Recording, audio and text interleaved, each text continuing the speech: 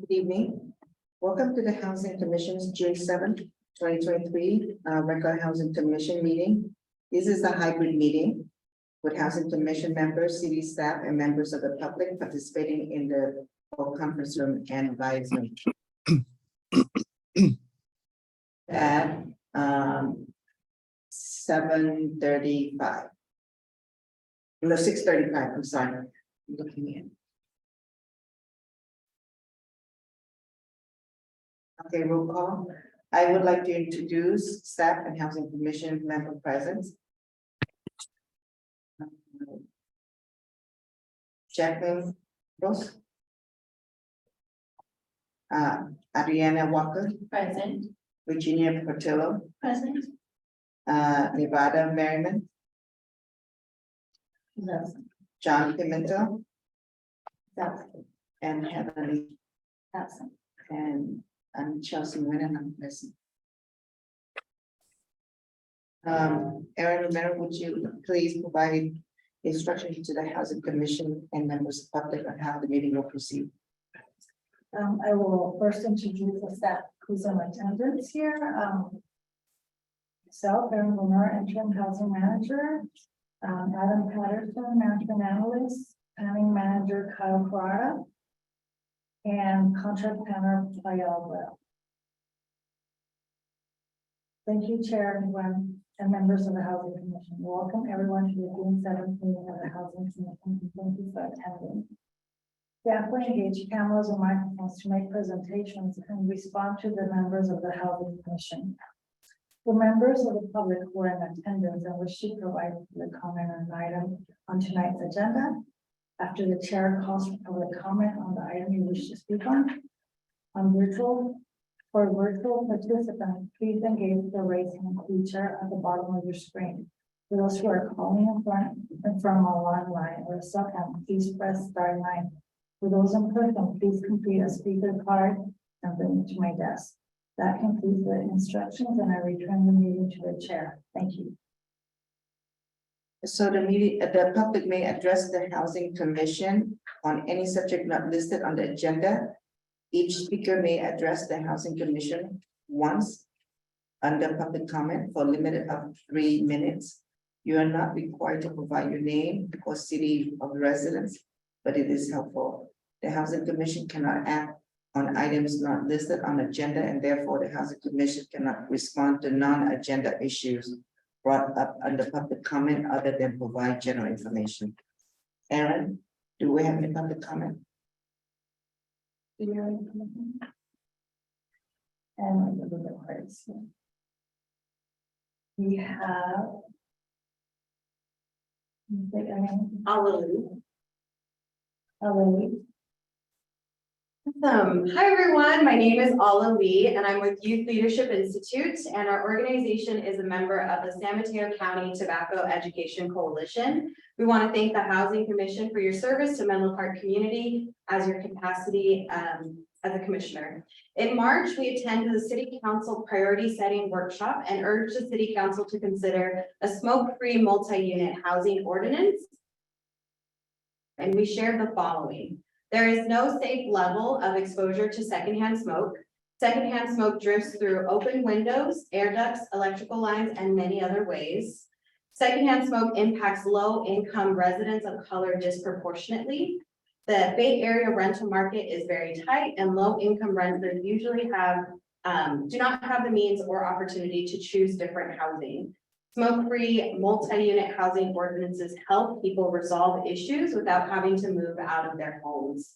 Menlo Park has an estimated 407 multi-unit homes, totaling approximately 3,206 units. We would greatly appreciate your support in helping us address this public health issue, and we look forward to meeting with you all individually this month. Thank you for your time and consideration.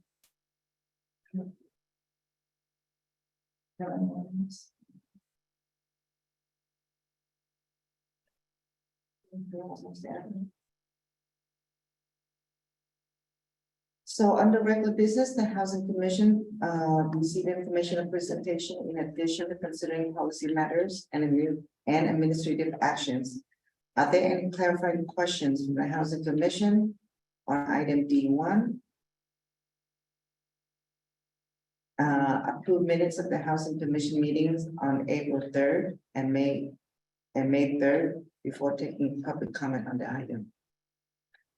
No, very much. Aaron, do we have any public comment?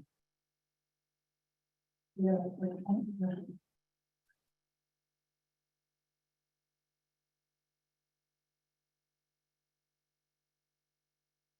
There was no public comments No regarding. comment. So the item is open for Housing Commission discussion and approval of the April 3rd and May 3rd minutes. Did I move to approve the minutes? Second.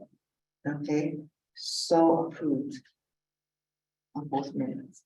Yeah, I'll take roll call. Commissioner Campos? Yeah. Commissioner Leach, absent. Commissioner Merriman, absent. Chair Gwen, Present. Commissioner Pimentel, absent. Commissioner Gordillo, present. Vice Chair Walker, Yes. and I believe we're a yes. Yes. So the motion passes.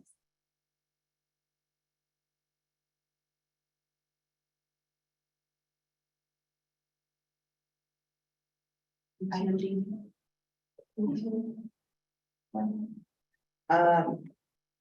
Contract planner PayPal. But that will introduce the item. Yes, thank you, Chair. It's filed covered. Thank you. Good evening, Housing Commissioners, applicants, and members of the community. The project before you this evening is to review the BMR proposal for a redevelopment project on a 4-acre site. The applicant is proposing to build a new building about 132,000 square feet. This is a research and development life science building in the life science zoning district. As you know, the BMR guidelines require projects that are proposing more than 10,000 square feet of new development to comply with the BMR guidelines. To that end, the applicant is proposing to pay in lieu fee of approximately $1.8 million as part of their project. This fee will be due at the time when the applicant would pull the building permit for the construction of this new development. Staff is requesting that the Housing Commission forward recommendation to Planning Commission, which will be the final decision-making body to the project. The details of how the fees were calculated are in the staff report. I'm here to answer any questions, and this was just a brief presentation on the project. Thank you. And I'm sorry, is this open for? Yes, are there any clarifying questions from the Housing Commission before taking public comment? Yes, just one, and I'm sorry if it's redundant. Why are we requesting the in lieu fee again? So Is the it in the applicant is research area? right, so the Okay. applicant is here and they can talk to that too. But yes, it is in the life science zoning district, which does not allow residential development. And the applicant doesn't own residentially zoned property in the city, so for those reasons, they are opting to pay the in lieu fee. That sounds straightforward. Yeah. Chair, do we have any public comments? I mean, Aaron? No, we don't. I have a comment. I'm not familiar with the in lieu fee. This is new for me, but I'm trying to understand why is there another source where you guys can actually look into paying this in lieu fees other than the city, or?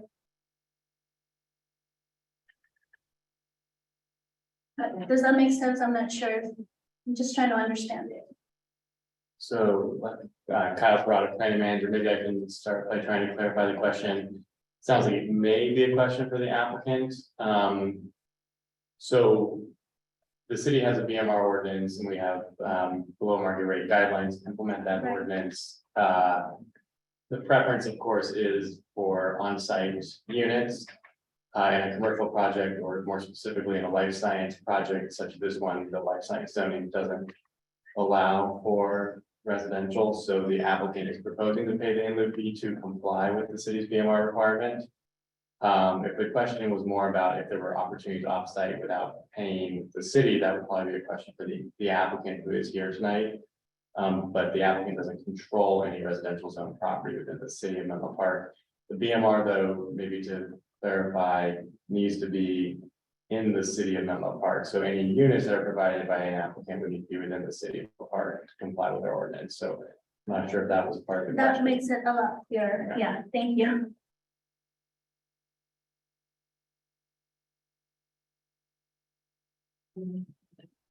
Um. No other comments? Should we open up now for discussion? Council Commission? I see. No issue with, and if this is just discussion, I don't move, but recommending for NLP for planning commission. That NLP also goes into the NOFA, right, which opens up other projects or In the future. so I'm okay with that. Okay, I agree. I motion to approve the MOP. So is that a motion that you have, and there's a second motion? Should you second that? I motion to. Okay, all right, so motion. Aaron? do we have a vote? Commissioner Campos, Yes. Commissioner Leach, absent. Commissioner Merriman, absent. Chair Gwen, Aye. Commissioner Pimentel, absent. Vito, Yes. Vice Chair Walker, Yes. motion passes. Thank you. We can go on to item D3, D3. contract plan and PayPal, but that will introduce the item which includes agenda from D3 and D4, which is Habitat for Humanity upgraders San Francisco notice, funding availability proposal. Thank you. Thank you, Chair. Good evening one more time. So this project for you this evening is a redevelopment of approximately 8 acres in the Bayfront area. The project site is located south of Bayfront Expressway. Oh, sorry, I don't know, slide. Thank you. South of Bayfront Expressway and east of Marsh Road. Next slide, please. So this is the site overall, like I said, it's approximately 8 acres, and the project is being developed. It's a predominantly residential project. It's 316 apartment units, as you can see here on lot A, and then 111 townhomes. There is a small 2,000 square foot commercial space on the ground floor of the apartment building that's being proposed. In the red block is where you see are the 18 affordable townhomes that the applicant is proposing as part of the townhome portion of the project, and 48 other apartment units will be provided, affordable units will be provided in the apartment that's on lot A. The applicant is also proposing to provide 8 additional apartment units on within lot A, within that building, as part of their community amenities. So they are providing a 17% inclusionary housing as part of this project, which is, consistent with the BMR guidelines. The inclusionary apartment units would be designed consistent to the requirements of the BMR guidelines. They are evenly distributed, and there is a sample site plans included in the staff report. They will be designed so that they are I'm sorry, I'm slipping. They cannot be differentiated with the market rate units. But for the townhome portion of the development, the applicant is proposing concessions and waivers and modifications to the BMR design guidelines in order to accommodate Habitat for Humanity's unique programming. The applicant is available this evening and can go over in detail as to all the different aspects of Habitat's programming and why they require the concessions and waivers as well as modifications, and a detailed discussion of all of those is also included in the staff report. This is just my brief introduction. I'm happy to answer any questions you might. And like I said, the applicant is with us this evening, and they can go over the details as well as respond to your questions. Thank you. Thank you. Is it open for question? Yes, so, if there, any question for housing commission before taking public comment? So, for you, Paya, Yes, thank you. my one question, you may have already answered it, but the auxiliary space, the commercial space, what are we looking at? How are we gonna best utilize that for the community? So we are right now working with the applicant to really define the programming of that space. As of now, we only know that it is going to be like a non-residential, commercial type of use. But we are still working with them on kind of defining exactly what that's gonna be. Okay, and how much footage or? It's about 2,000 square feet right now.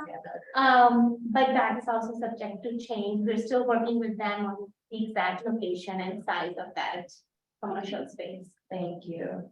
So this is gonna be, so this is gonna be, part of it is gonna be rental, the other part is, for homes, right? For sale. Correct. So the apartments are for rental and the townhomes will be for And sale. did you say 46 or 48 units plus 8 additional units would be rental apartments, and then 18 would be the town.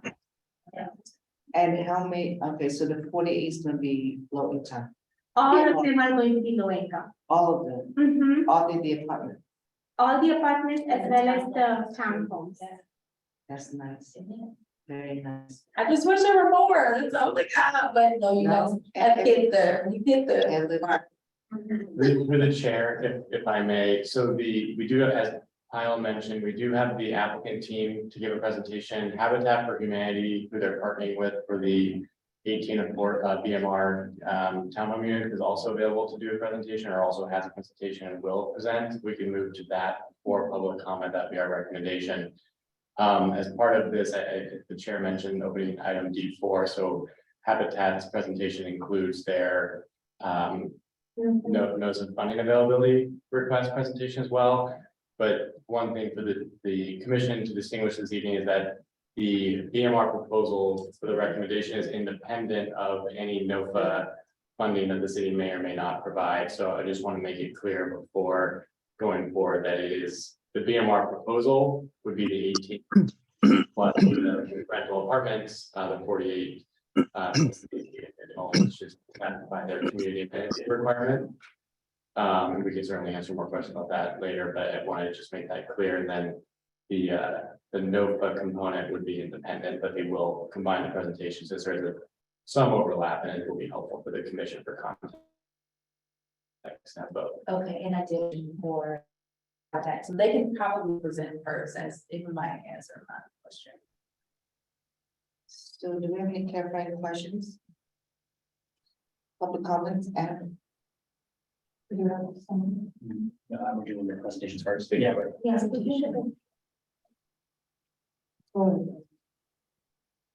so we already discussion, any other discussions on this? Chelsea, I Yeah, think we're gonna start with presentation right now. Peter's and who's gonna make Peter? Gonna make the presentation? Pete is going to start, yes. Okay.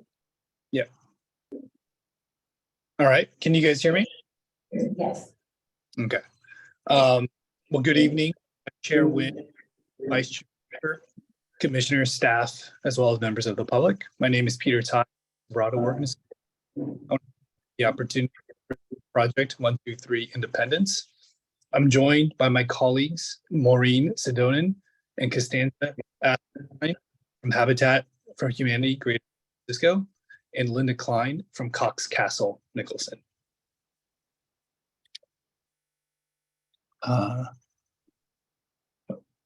Can you guys, okay, is that better? Yes. Okay, next slide, please.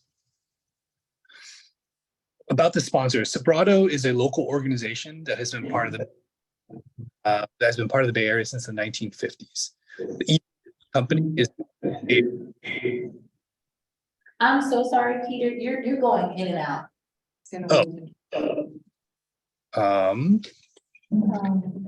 Maybe try turning off the camera, sometimes that helps a little bit. yeah, let me try my earpiece too, 1 sec.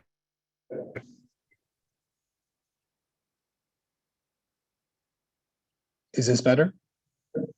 Yes, you sound. Okay, got it. All right. So about Sobrato, local organization, been part of the Bay Area since the 1950s. The ethos of the company is making the Bay Area a place for all.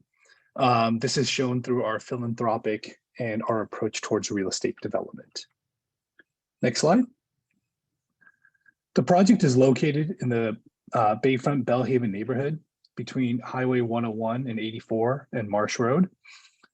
The surrounding area includes mid-rise commercial buildings, parking structures, future multifamily projects, as well as an 11-story hotel. The project zoning is residential mixed use. And the original project was planned as a mixed-use project with residential as well as a 90,000 square foot office building. After receiving feedback from our first Planning Commission study session in January of 2021 and meetings with stakeholders, Sobrato elected to change the project and go with an all residential project. We had heard a consistent desire for more housing and specifically high quality, affordable housing, both for rent and for sale.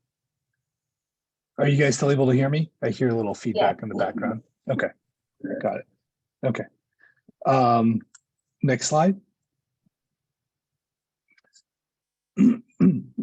So since the change in January 2021, the 90,000 square foot office building was removed and more housing was added. Now the project total is 432 units, and that includes 316 apartment rental units, as well as 116 for sale townhomes.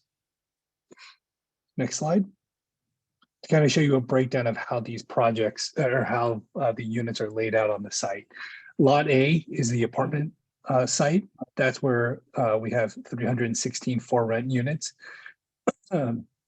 It's 5 stories with 1 level of below grade parking in the podium. We have 56 BMR units in there. We also have a Paseo and public park that's open to everybody. We also, in lot C, as you will see, fronting this public park is the affordable units. Those are 3-story townhomes that will house the 18 for sale affordable units that Habitat will elaborate on later on in this presentation. The balance of the townhomes is spread over lots B and D, and those will be a mix of 2-bedroom and 3-bedroom units. Next slide. Next, we wanted to share some images of the project just to get a sense of the architecture and the scale. The architectural language is warm and modern to meet the residential use and fit within the context of the surrounding commercial buildings. Public frontage along Independence, Constitution, and Chrysler are active with residential stoops, lobbies, leasing office, and other residential amenities. Next slide. Here you see the townhomes. The townhomes are distributed across the site in groupings of 3 to 6 units to create architectural variety. The finishes related to the relate to the apartment building and are complementary in color and composition to create a neighborhood feel. Next slide. Here's a view looking at the public park with the BMR units in the background on the right, as well as a portion of the market rate townhomes in the background on the left. The elevation image below is of the BMR townhomes that are along Independence Drive. Next slide. As we mentioned earlier, the project contains a variety of open spaces. Shown here are some inspirational images of some of the components of the planting, lawn area, hardscape, play structure, and bike parking. Next slide. I'll quickly go through our community engagement. We started this process back in 2021. And, you know, as you can all imagine, during COVID, it was extremely difficult to reach out to members of the community. However, we held a lot of virtual one-on-one sessions, a lot of small group sessions. In total, we've reached out to 70 individuals and 15 groups.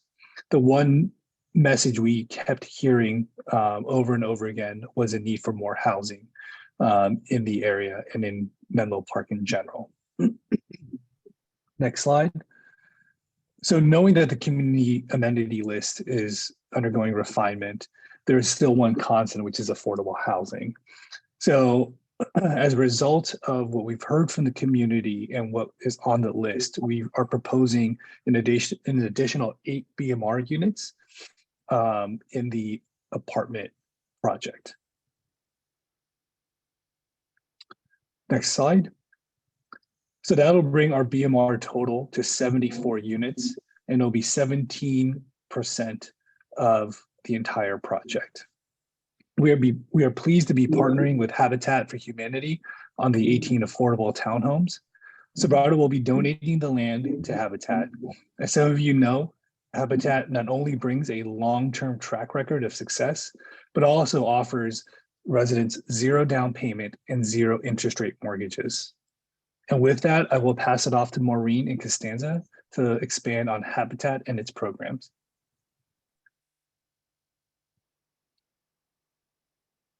Okay, can you hear me? Yes. Everyone? Good evening, commissioners. It doesn't seem I can put my video on, but I guess that's okay. I'm Maureen Sidonin, the CEO of Habitat for Humanity Greater San Francisco. It's my great pleasure to be here with you tonight talking about a very exciting project. Next slide, please. So as Peter said, Habitat does a lot of things, but one of the things we do super well is that we not only build 100% affordable home ownership homes, we also repair long-term, very low-income families' homes and help them maintain their asset and hold on to their homes and be able to pass those on to the next generation through our repair program. And I'm happy to say that the city of Menlo Park has recently funded our proposal to provide that service in the community coming up. But on our home ownership program, we do provide a 0 down, 0% interest mortgage. As you know, mortgage rates are up towards 7% now. So this is a really incredible opportunity for our families. We also have it so that they don't have to pay interest on the loans. We also cap our homeowners' housing expenses at 30% of their income, which includes all of the taxes, the HOA fees, and the mortgage payments. And the way we're able to do that as the mortgage lender is we are able to take people's mortgages and spread them out over a longer period of time than a traditional mortgage lender. We serve people in the 50 to 120% AMI. Our core Habitat program is 50 to 80% AMI. And then we serve up to 120% to be able to address this desperation and need for workforce housing for teachers and folks who live in the community and really need to be able to want to stay in the community and are in a little bit higher income bracket, but certainly are still in out of home ownership is out of reach. Our partner families do up to, they do about 250 hours of sweat equity. We've recently changed this from 500 hours. And we've changed it because families are many times working multiple jobs and have children or dependents and trying to juggle that and do their sweat equity is something that we want to make sure we're balancing and having our family first approach. Next slide. To date, we've built 272 homes across the region. And you can see during the last financial crisis, we bought 12 homes in Menlo Park and have our Habitat families in there. One of the other things that I love about Habitat is that when these families are ready to move into either market rate housing, they've raised their children and want to relocate or move, we have first right of repurchase and we buy these homes back and they stay forever affordable in the community with the same program that I just outlined before. So that's a really incredible way to keep it this way. Next slide, please. One of the other reasons I love Habitat so much, and I was so inspired to hear the young woman from YLI. I was actually the founder of YLI, so I'm really happy to hear their success and still doing their work. But it's that 96% of the people that fill out our surveys and our families feel confident that their kids will finish high school, that they will go on to college, that they finally feel like they have financial security, and that they're able to save for their future. And I think this is also a really important thing that oftentimes people think about Habitat just as home builders. They don't think about the impact on the next generation. I'm also happy to say that in our affiliate in our 34 years, where we have 21% of our homeowners that have gone to college, we have over 65% of the children of those homeowners that go on to college in just one generation. Next slide, please. So the BMR units here, we're going to have 18 BMR units on one parcel. We're going to, they're going to be on an independent timeline. That they're going to be using donated materials and volunteer labor and have separate materials and finishing packages. It's one of the reasons why we've clustered them is because we build a community within a community. We'll have a beautiful layout that are very family centered and make sense for our folks. And then finally, we have our unique financing model. And then I'm going to now turn it over to my colleague, our Vice President of our Real Estate Development, Constanza Esferheim. Thank you so much, Maureen. If we could go back to the previous slide, I was going to add a little bit to that. And hello, everyone. Good evening. As Maureen mentioned, my name is Constanza Esferheim. I'm the Vice President of Real Estate Development for Habitat Greater San Francisco. Habitat is a very unique affordable housing developer. We do affordable home ownership versus rentals. We use volunteer labor and homeowner sweat equity to achieve our outcomes. So the reason we have a community within a community in this slide is because part of the design of our program is to build community. And in this case, a community within a community. And so what we mean by that is we build solidarity with the homeowners, and they build it really with themselves by participating in the sweat equity together in the construction of their own homes, as well as financial and other educational programs that help serve their sweat equity hours. We think this relationship and being able to cluster all of the homes on one lot really enables folks to build a supportive community, help make a really difficult transition from renter to a homeowner, a mortgage holder, and a member of an HOA. In terms of timing, the reason that we have this here on the slide is because as our own general contractor and volunteer coordinator, we have to be really careful in balancing the need to move quickly as a construction company, but also taking the time that it needs to really coordinate volunteer labor and sweat equity. Therefore, we're not on the same timeline as the organization or really any other developer. It's just the nature of what we do. That being said, we think we've provided a really great alternative to the timing requirements that creates appropriate boundaries and guardrails for the delivery of these BMR units. In terms of design, we think our homes are really beautiful and comparable to market rate projects. We do sometimes use donated materials and volunteer labor, as you know. So that's what really differentiates our finished package, is because we have a different business model. In terms of layout, there are cases where we build 1 to 2 bedroom homes, but in general, we intentionally build homes with more bedrooms. We're trying to serve families with dependents, whether it's kids or other dependencies. So you'll see in our unit mix that we have a lot of 4-bedroom and 3-bedroom units to help serve families. And finally, with financing, one thing that a lot of folks don't know about us, but that Maureen mentioned, is that we are the project lender, and we are able to provide homeowners with 0 interest, 0 down payment mortgages, which helps keep payments incredibly low compared to what we market. And we think this is very, very valuable, especially in economies like the one we're in today, which is highly inflationary and rising interest rates. Next slide, please. Next slide. So we are requesting $2 million in the city NOFA for the development of these 18 homes. We believe that we fit the eligibility requirements of this NOFA.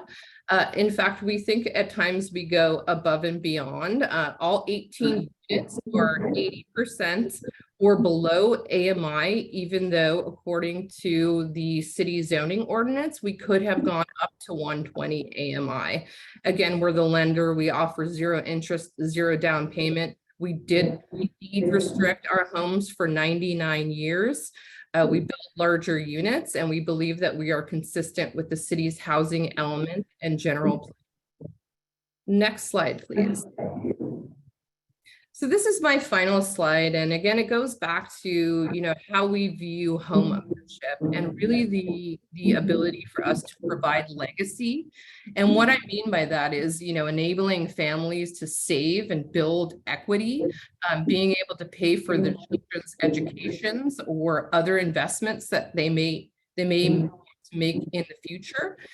We are also open to working with the city to use their legacy list to help provide homeownership opportunities for folks that have been waiting for a really, really long time. In terms of stability, we really believe that being a homeowner creates financial, but also emotional stability.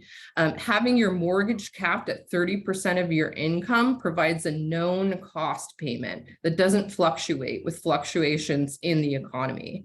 And lastly, with equity, when we work in a market like Menlo Park, where homes prices are over $1 million on average, and 90% of the population identifies as white only, we really feel like we're providing an opportunity to folks that would not have otherwise had this opportunity. And the opportunity is not just for home ownership, it's really offering them the amenities that are available in Menlo Park, access to the school systems for their kids, proximity to employment centers and other communities. So I'll wrap up by just saying we're incredibly excited about this project and what we think we can provide to potential future homeowners. And we just really thank you for your consideration, not only of the NOFA, but of our project in general. Thank you so much. Thank you. And then if we could go to the last slide. Oh, sorry, I just wanted to end on this. Here are the project endorsements that we've received, and wanted to thank you guys again for your time and open up to any questions that you guys may have. I have a question about the independent timeline. Can you talk a little bit more about how the timeline compares to the completion of these homes versus the market price home? Sure, I can take that one.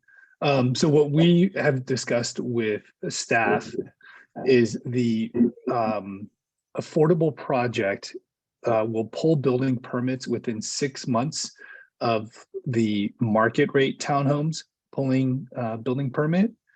And then the Habitat project will then have 24 months to finish the construction of their projects.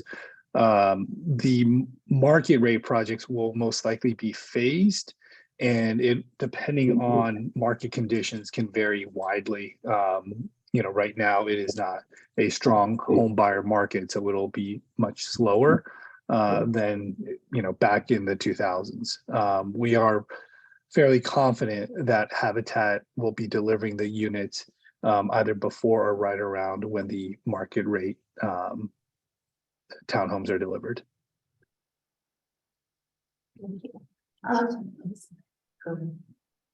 I've heard you say Habitat is working on the BMR, so you guys are not working on the market rate either. You're just constructing the BMR townhomes. Are you saying is Habitat working on the market rate? Yeah, I'm trying to get clarity. You're only building the BMR townhomes, correct? Habitat is building those, yeah. Okay. So I just want to know are these projects by different groups? Are they going to be similar or is it going to be different? Are you referring to the architecture of the projects?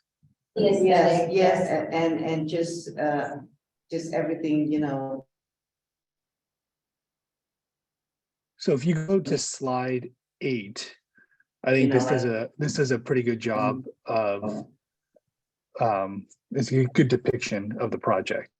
If you were to look at the image above, I don't think you would be able to tell which project is market rate and which one is affordable. And also down below, that is the elevation of the affordable project. So the quality of the architecture is similar, on par between the market rate and the affordable.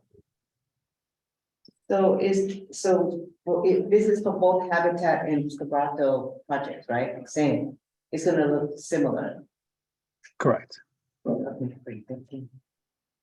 have a question. I think I know what you mean, and I had the same question too, but I think you guys also are opting in for a waiver. Is that correct? Because the sizes are not quite the same for the BMR, or am I looking at that differently?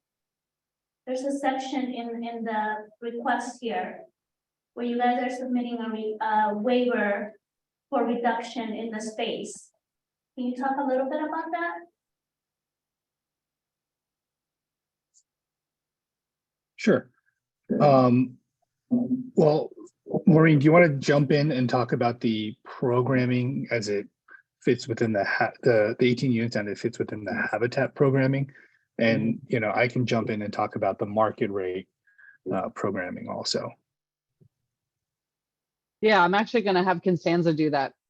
Okay. Yeah, that would be great. Sorry. So yes, our units are slightly smaller. However, we do that intentionally with larger bedrooms. So even though the unit sizes are a little bit smaller, that's typical of our prototype of what Habitat typically does. And so the reason that we do that is because we're trying to fit as many units and as many bedrooms as possible. And so, yes, we are asking for a few different waivers and concessions as made available to us by the state density bonus law. And it is outlined in the staff report, but I'm happy to answer any other questions about it. No, I think that makes it clear. I do have two questions. Number one, you mentioned a legacy list. If Menlo Park provides a legacy list that you guys are going based on to make these homes or below the market rate homes available for low income, what other lists would you guys be using, or what other methods of communication to outreach the community would you guys be utilizing for individuals to apply? To apply. Mhm. Constanza, do you want me to take it or do you want to take it? I'll tee it up, and then if you could take it Okay. after that, it'd be great. I Sure. just wanted to clarify that the legacy list is not our list, it's a city list that we have agreed to collaborate with the city to use. If we can't fill all of the units using the legacy list, then we would defer back to our regular marketing and outreach, which I'm going to pass over to Maureen to share. Yeah, I mean, typically with fair housing laws, if we have, we start with the community that we're building in and we open up the opportunity and use the list of the city to do recruitment, education sessions, application sessions, get people ready. And then as Constanza said, if we don't, and then we conduct a lottery, just like we would in any fair housing process. But then what we do is if, let's say we have the 18 units and 3 of the units aren't filling from that, we open it up to the broader San Mateo County marketing, and we just publicize it through and work with the county to make sure that other folks in the county know that the opportunity is there. So the way we, it's just a way to really, in some ways, give a preference and a leg up to the people who live or work in the community in a really strong way, and then to go from there to make sure that we get San Mateo County families into the homes as sort of that secondary bolster list. Does that answer does that clarify? It does, thank you. Thank you. One last question. You mentioned, I don't know if it was you that mentioned the school system what is you guys' envision or knowledge that you guys have as far as school system? That This- would be provided for the individuals that move into these BMRs? Are you talking about the outreach that we would do or the school system that people might attend or both? Like what people might attend, what you guys know about the school system that falls under the Bellhaven area? Yeah, I mean, actually Habitat has a pretty strong relationship with both the Bellhaven community and the school district itself. And we would be doing outreach and probably home buyer readiness, sort of educating people about the opportunity so that they could make sure they're ready to apply, both for the families and for the teachers and personnel of the school district. Right, but I think my question is, do you guys know what school system the Bellhaven falls under? Is it the Menlo or is it the? Oh, this particular development, I see what you're saying. Yeah. I do not. Peter, I can answer from staff. So great, this thank you. particular site for an elementary school district is in the Redwood City School District. The borderline is, I think it's Chrysler. And then for a high school, it's in Sequoia Union High School District.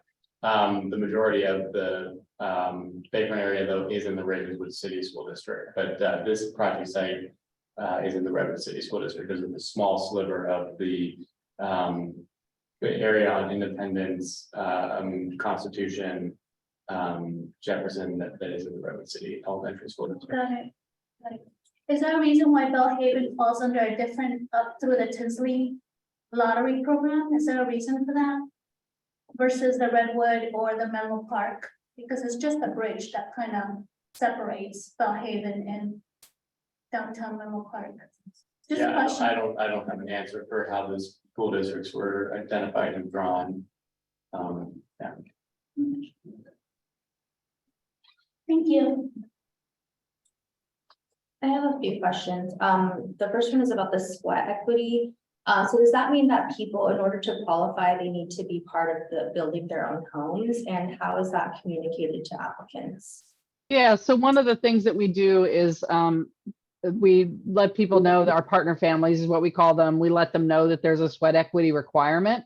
In that sweat equity requirement, there's a lot of support and leeway but there are some things that are mandatory, and some of the things that are mandatory are some financial literacy training, some HOA management training, some conflict resolution training, getting ready to be a first-time homeowner. And then the other thing we do is that we can count anybody in the family or other volunteers from the community that volunteer. They can count those hours toward those family sweat equity hours. We have never, ever had anyone not complete their sweat equity hours. And in fact, most families are so excited about it because they want to participate that we end up having people go over the amount. And as I mentioned, I think initially it used to be 500 hours of sweat equity, and we recently reduced it to 250 hours because it's a changing world. And with COVID, it's really complicated for people to try to manage all of it. So we have a homeowner services department that works with every family that's an applicant and make sure that we design a program that's going to fit for them. Great, thank you. Yep. And then you mentioned clustering the BMR units and how that builds community. But a concern that is raised for me is that it can also lead to negative outcomes and isolation from the market units. So I just wanted to hear your thoughts about that. Yeah, and I appreciate it. I've done a lot of both research and studying on this, and as someone who's spent my whole career dedicated to community and young people in particular, I think that what we see, and you can see this in the drawing that's up with the slide that's up on the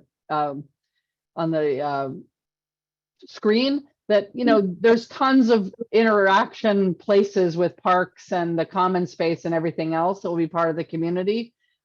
We just haven't seen that become a problem with Habitat homeowners. I mean, they're going to be paying taxes, they're going to be running for commissions and boards, they get very involved in their community. And we haven't seen in our 33 years, and actually, quite honestly, in the almost 50 years that Habitat's been around nationally, it seems to be the opposite. The people are much more engaged as a community writ large and across multiple settings. And we do believe that our connection and with all the access that Habitat homeowners have. They'll still have access to all of the community benefits and amenities that are going to be in this community. We just really aren't super concerned about it. And we do think that in fact, it might be the opposite where people are drawn more to coming to the Habitat community because they have such a strong vibe over there that happens as we see with our other developments. And then if I may add, if you go to slide 5, you know, while we were laying out the site plan for this project, it was very, you know, cognizant effort Deliberate, to right. place deliberate effort to put lot C right next to the open space, but also have a presence along Independence Drive.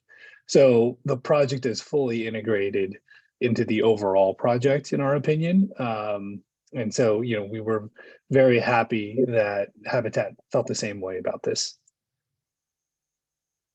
Great, thank you. May I ask if I can do a public comment versus, That's next. We will open the public comment. Do we have anyone else who want to discuss? Is it gonna be your comment? yeah, Or you, as a public, as a public, just in general, just in general, yeah, is that, you can make it then. Or a conversation. She wants to make a comment.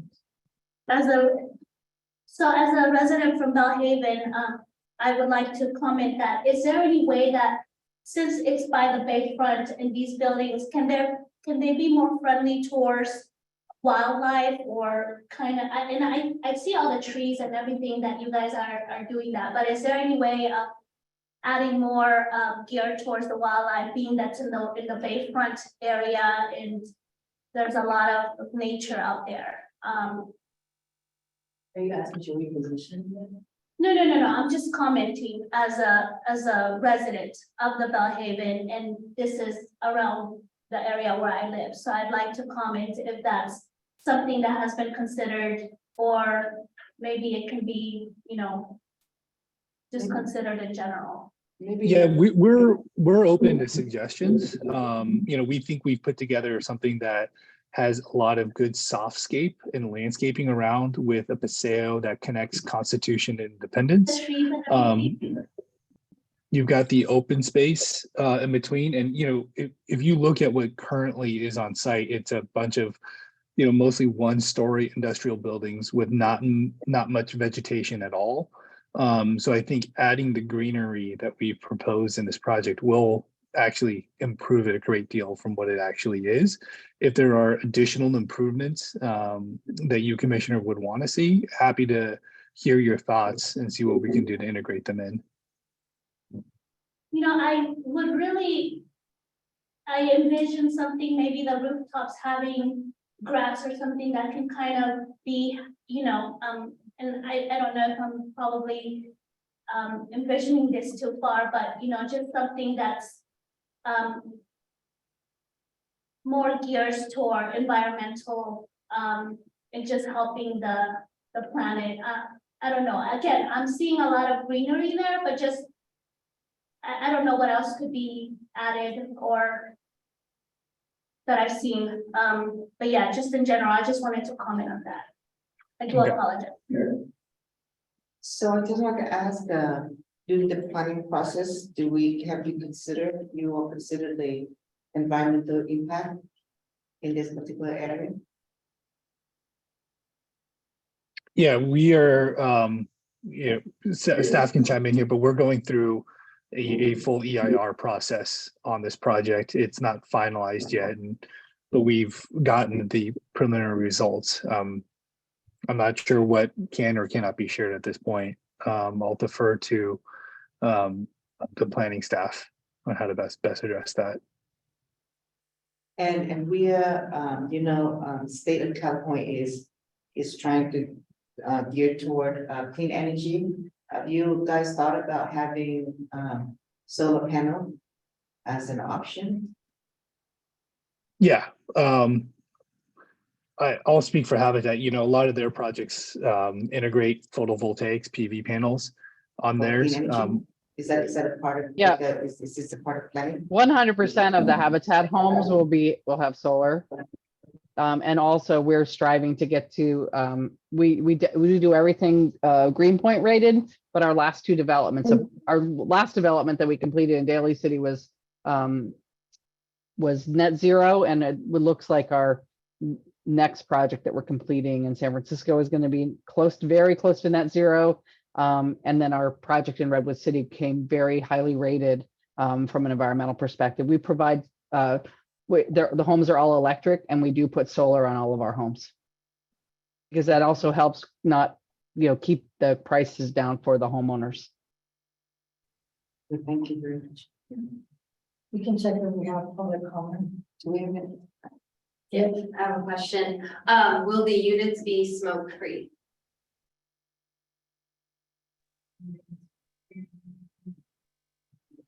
Because they're for the Habitat homes, because they're not rental, we can't obviously restrict that, but we can restrict the smoking areas and the common spaces. But I won't speak, I'm not going to speak to that. I'll let Peter do that. But we certainly do encourage all of our people to be as safe in their homes as possible. And it is part of our education that we do. Yeah, same thing with the market rate at someone's home. If there are smokers, they will have the ability to smoke inside their house, but the common areas, we will try to restrict that as much as possible. Thank you. Do you have anybody online? Do you have one online?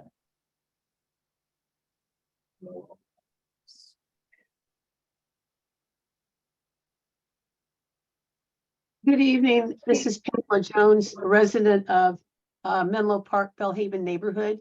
And thank you for having public comment. I was a little worried there. I'd first like to commend Sbarro as well as Habitat for finding a very creative solution to provide housing, more housing, and particularly for those that are usually left out. And even more important, when the community first started talking to the Sbarro, we talked about figuring out a way so that we had units that people could buy. And they did just that. And so I really want to commend Sbarro organization for finding solutions in which other developers haven't been able to do. I do commend you for every place, this is for Habitat for Humanity, of the right of first refusal for those former Menlo Park residents that for many reasons have left the community and in a way in which they did not want to be. So it would be wonderful to offer a way for them coming back. I think I already said this, but the joint venture, again, it just shows other organizations what they can do if they really want to address the housing jobs imbalance. Again, thank you for bringing this project forward. And I do want to say that Peter was just phenomenal with his interviews. And he sat for quite some time answering questions on more than one occasion. And I really appreciate that because it demonstrates, how much the organization cares about the Bellhaven community. Thank you. Thank you.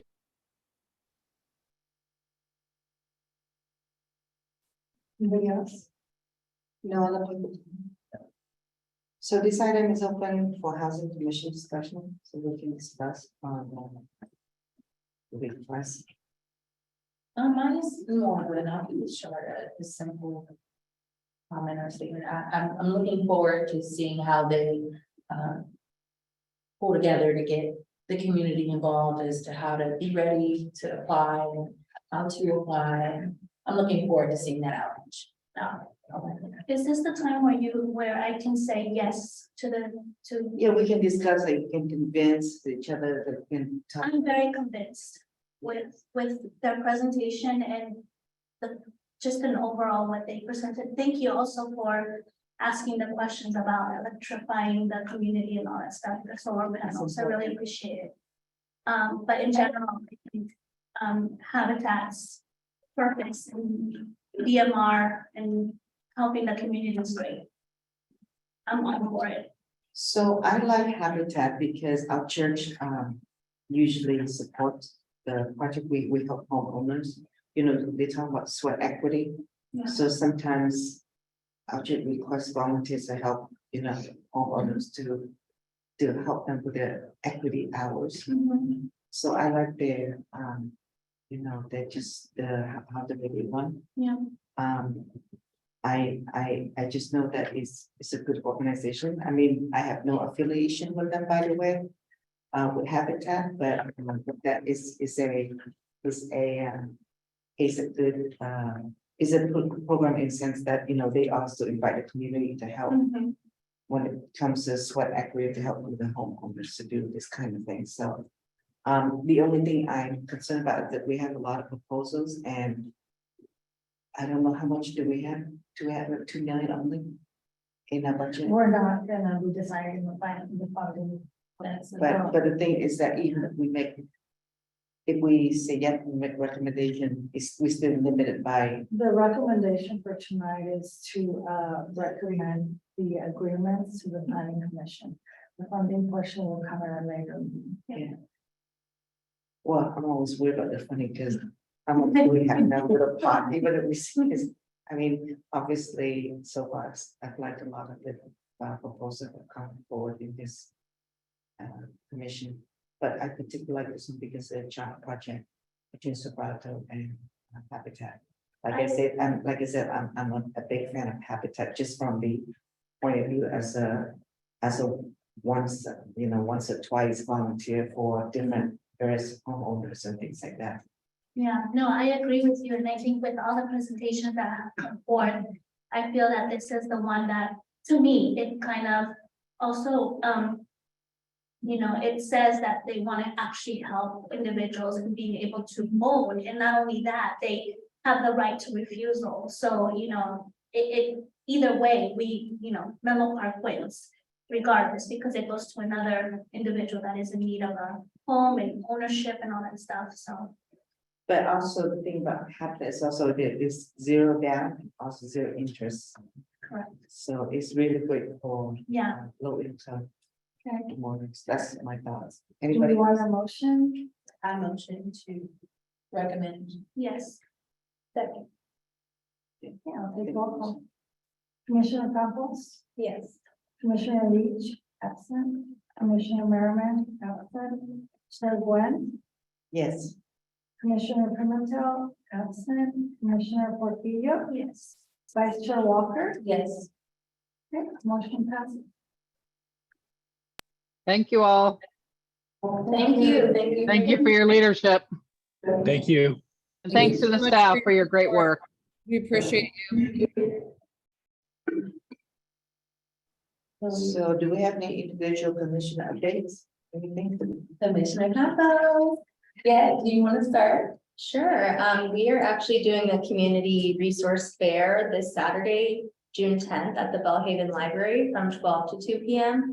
And we're gonna have a housing rights presentation from Legal Aid of San Mateo County. And we'll have some community organizations such as Samaritan House, El Concilio, and a few others, Adriana can.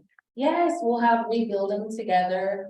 Did you mention Samaritan? Yeah. Okay, I'm sorry. I'm a little tired. And we'll have free food, I'm using that because we have public viewing, so come on out, it's a plug, but it's Saturday, the 10th from It's 12 to 2 at the Bellhaven Library.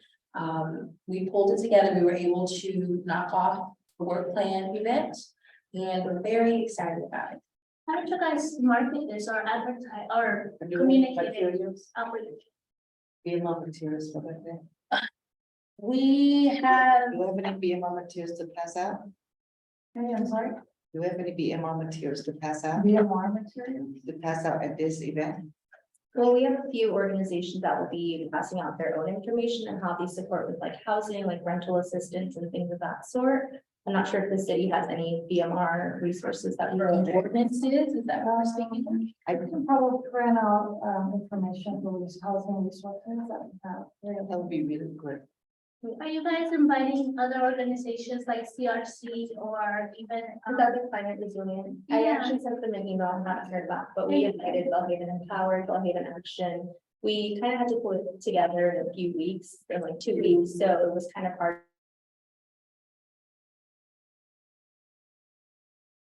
to get more community organizations, but started, we promoted it through the kitchen chat, email list and the Bellhaven and Highland list. Is there any way that we can reach out to MPC Ray? Yeah, we can send you the flyer if you know what you're talking about. That would be great, because I think with that, I think it just coincides well in getting the neighborhood, especially the Bellhaven, kind of.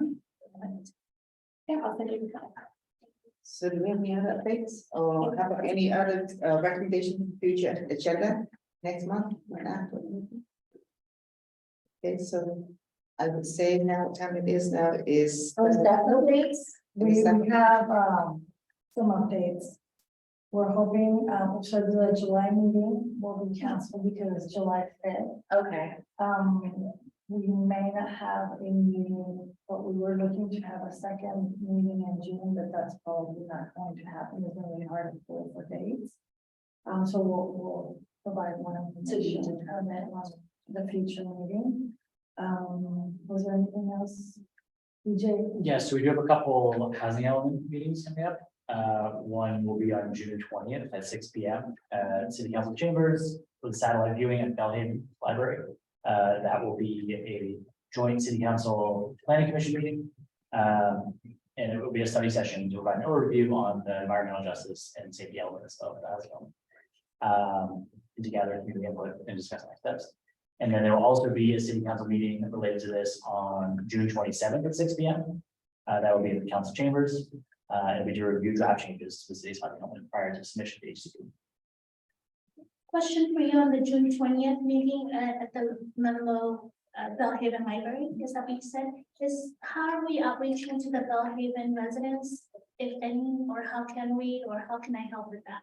We can provide you some flyers, or I believe some of the flyers have already been put out at the Bellhaven Library. We can. I'm sure- That would be great, thank you. Action too is really good at getting it out too, if you want to collaborate with them.